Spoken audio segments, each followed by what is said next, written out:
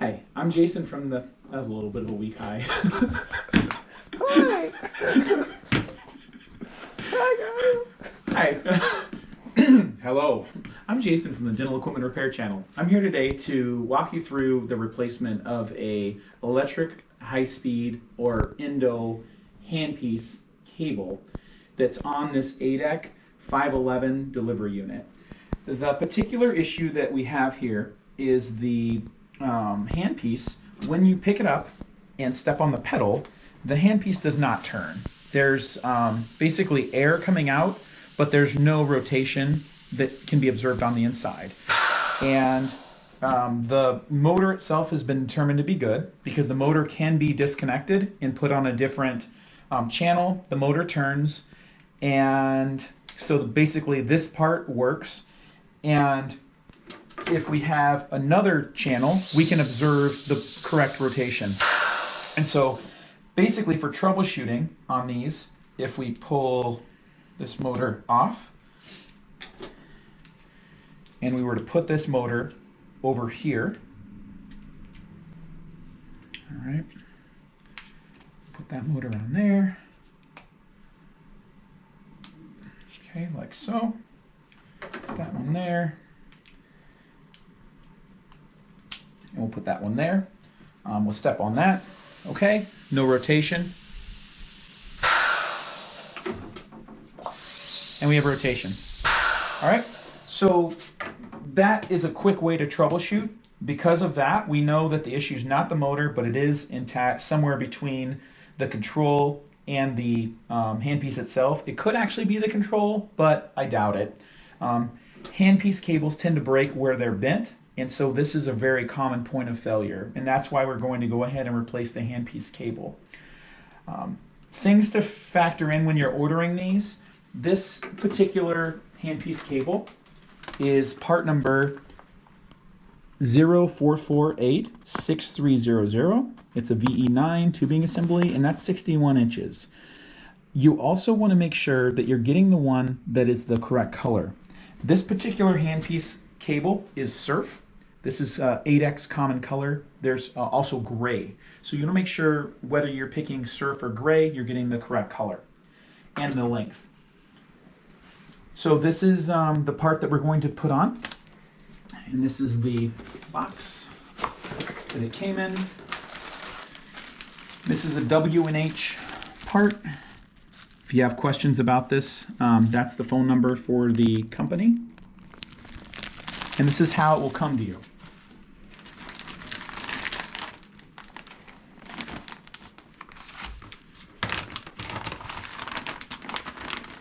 All right, we have a little instruction manual. This talks about cleaning agents and disinfectants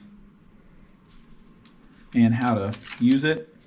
One of the things that we recommend is that you always read and understand these little books. They send them for a reason, and they help you to maintain your equipment in a way that's going to extend the life of it. This is the manual for the handpiece tubing,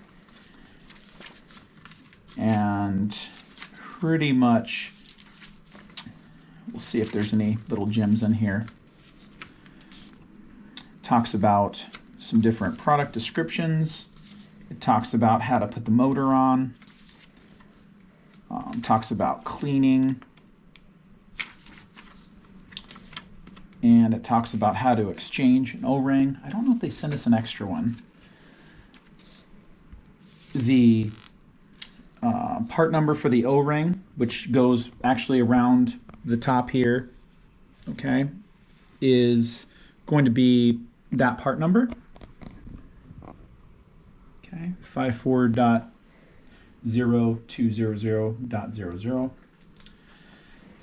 And another thing to keep in mind is with these, there is a little bit of a bushing, and this is a really, I've actually had one within the last 2 months that's leaked from here. There's a little bit of a place to tighten here in this connector.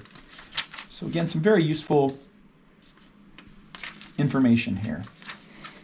All right, so what we're presented with is the cable. All right. and that should be the appropriate length.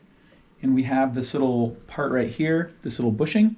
The bushing will go over everything, and that will kind of be a bit of a strain relief. So the first thing that we're going to do is we're going to remove the bad cable.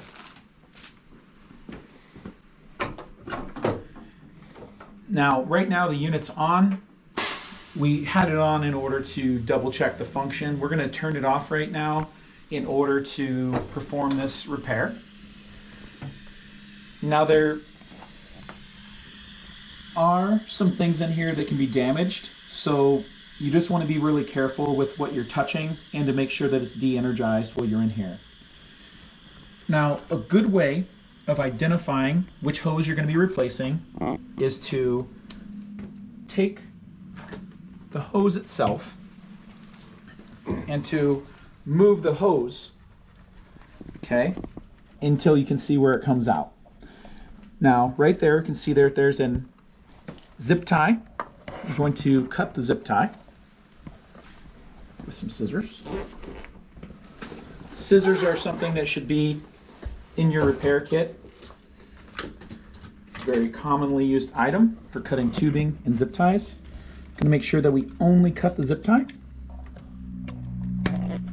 Okay. And we're going to also have another zip tie. For the end, we're going to put that zip tie on. So, always going to grab that zip tie there.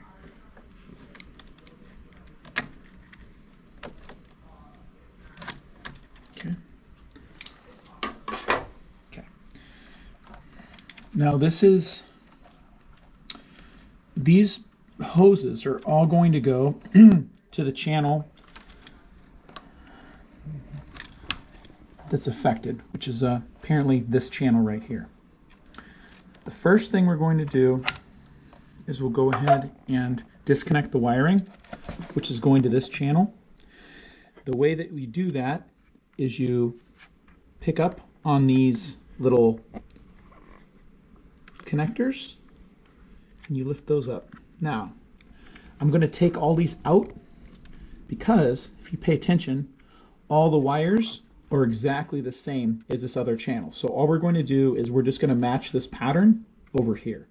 So by lifting those up, that releases tension on those wires. They're just going to all easily pull out. Now, for the tubing, we're going to do similar. Now there's a white retaining clip here. Actually, I take that back. We're not going to remove the retaining clip. Now, if we did remove the retaining clip, it would be by lifting that and pulling this, which would release, this would release our little pieces there, and they would come out. But we're not going to do that. The new hose that we received did not come with it did not come with new brass fittings. Sometimes they do. So again, we're going to disconnect these two fittings, and we're going to also just take note that we've got an identical setup over here. Okay. Now, something to keep in mind is we have a clear hose and a yellow hose. We don't want to mix these up. This one's clear, and then this one is yellow, or maybe even a greenish. This one here is green. That one's a yellowish green. We're going to double check and make sure that we hook those up. It's definitely a yellow. So the white is going to go underneath, all right, and the green or yellow is going to go up top. All right, and we've got a similar pattern over here. So we're going to pull these out. They should just pull straight out. You might have to back it up with a screwdriver just to keep from doing any damage. But by pulling that out, that's going to just pull right off.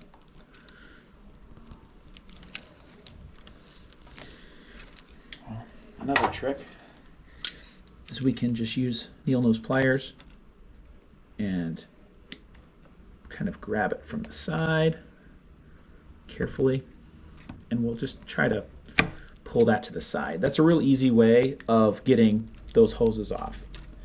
Down here, we've got a zip tie installed on the yellow, and I might be able to just get that zip tie off like so, and we'll just use the pliers to apply pressure. So now we've got essentially, now I'm going to take that zip tie, keep it from falling in there. Okay, now that is fully disconnected. So now that that's off, we'll take and we'll route the new cable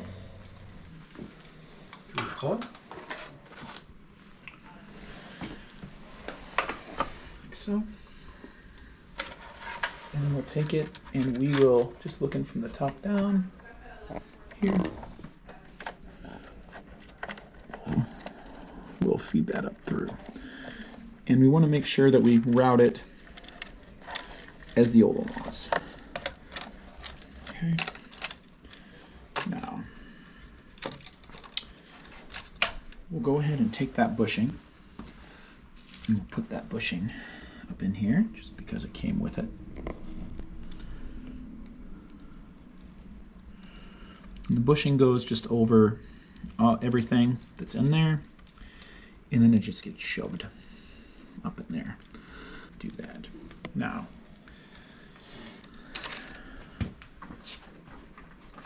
for the zip tie, a little trick that you can do is you can take and you can bend an end in it and hook that around.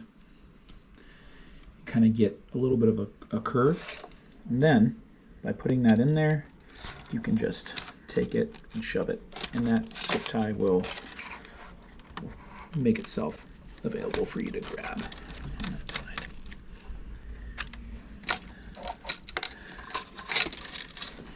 Now we can adjust the length here. Now when you're installing the zip tie, you want to make sure that you don't make it gorilla tight, because if you do, you can block off some of the flow of some of the chip air or the water. So if you do get this together and you notice that your water air is not flowing, double check the tension of your zip tie to make sure it's not too tight. We'll cut off that end. All right, and that's good. So from here, we have 3 tubes, and we have 6 wires. Okay, for the 6 wires, we'll route them over here. And I'm just going to pull them underneath everything and try to route them all here together. Now, when that other one got installed, it looks like somebody kind of routed it in between that black wire. See how that's in the way? I don't like how that is. So right now, before I get too far here, I'm going to take this white wire, and I'm just going to disconnect only the one wire. So this has obviously happened here before. Some other technician has done this. So I'm going to pull that wire out, and I'm going to reinsert it, and sorry, my fingers are so fat. So I'm going to shove that all the way in, and then do a little tug check. I call that a tug check when I pull on it. Now notice how that cable right there is now routed down underneath everything. We're going to do the same thing over here, and I'm just going to work from basically my right to left. And so we'll start with the white, right, and then pop that down. Oops. Then we'll do yellow. And this is a really great thing to keep in mind with this dental equipment, is that there's a lot of redundancy. And if something ever becomes disconnected and you are not quite aware of what order it goes into, all you need to do is watch the order that things are in the adjacent channels. So let me, oops, put that under there. And we've got, then we got red. And the board is labeled as well. White, yellow, red, orange. Should identify that. But it's a good rule of thumb to just kind of know that your order, you know, kind of have a point of reference. So you've got a couple ways. You definitely don't want to be installing any of this stuff backwards. You could break something, or at the best case scenario, it just won't work right.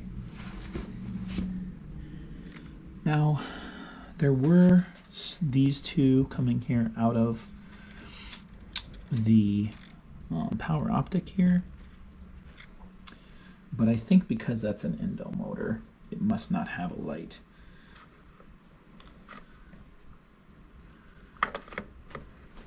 Let's see. Where did I set that motor? I set that motor right here. Yep. And so because this one does not have a light, those were not hooked up. These do come set for power optic function, so this would actually provide power to the bulb for lit function. Because this is an endo, a low-speed endo motor, it's not, doesn't have that function. So in order so that these won't short out against anything, because we're not going to hook those up, we're only going to hook up what was hooked up.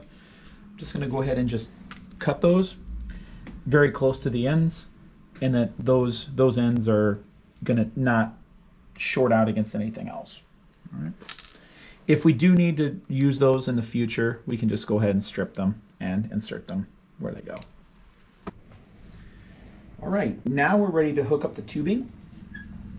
Now that the wires are hooked up, now the tubing, we're going to hook them back up in the order that they were. There was the white that went down to the lower channel. Now what I'm going to do is I'm going to pre-put on, like pre-install this wire, basically a zip tie. Now this, you may be able to do this with your fingers. Just take it and shove it and get it on there. That wasn't too bad actually. Now I'm going to take this and carefully, you don't want to put too much tension on that little barb. You don't want to break it off, so you want to use your finger against the actual body of that. We'll take our scissors and cut off excess. So, all right. And now, because nothing else has a retainer on it, we'll just go ahead and put it like that. Now we'll put the yellow tube on. And now that's kind of hard going on there, but I think we'll be all right. Okay. So that's all the way on. And then this blue tube, put that on all the way. Just wiggle it, all right? And you want to insert your tubes so they go all the way up to the shoulder. All right, now we're ready to test it. We'll put back on our protective cover here. And turn the unit on.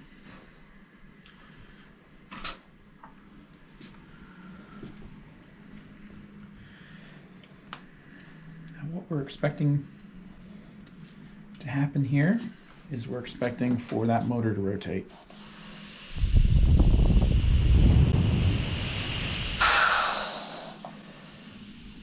All right, and it is. Okay. All right, that is how you replace the electric handpiece hose on an Adec Model 500 delivery unit. This is a probably an intermediate level repair, but I think any doctor should be able to accomplish this repair if you work slowly and if you make sure that you power off your unit and work very carefully. Again, this is Jason from the Dental Equipment Repair channel, and Calvin, my cameraman. Thank you, Calvin. Hope you have a great day.